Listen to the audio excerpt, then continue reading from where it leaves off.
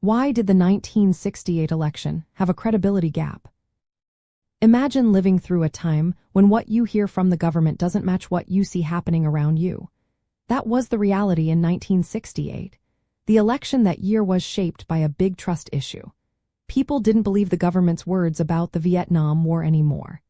The United States had sent over 500,000 troops to Vietnam, and the costs were rising fast, despite promises from President Lyndon B. Johnson that the war was going well and victory was near. The truth was very different. The Tet Offensive in early 1960, it was a huge surprise attack by North Vietnamese and Viet Cong forces.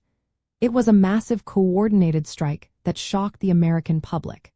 Even though the military pushed back the attack, it made many Americans question if the war could ever be won or if it was worth all the lives and money being lost. This event made people doubt what the government was telling them. Trusted news anchors like Walter Cronkite, a well-known CBS journalist, publicly questioned the progress of the war. His skepticism made many Americans start to think the government was hiding the real situation. The phrase, credibility gap, was born to describe this growing distrust. Citizens felt they were being misled about the war and the government's true intentions. But the credibility gap wasn't just about Vietnam. It reflected a larger feeling of distrust in President Johnson's entire administration.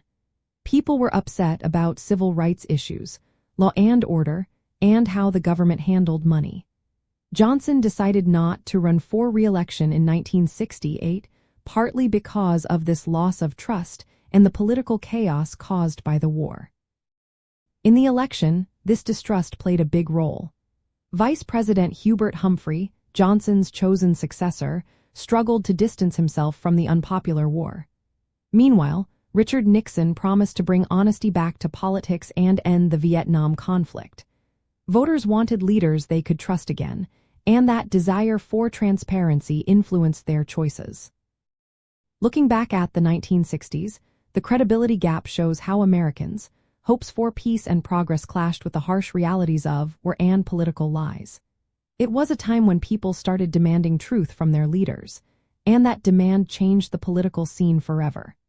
The election of 1968 was more than just choosing a president.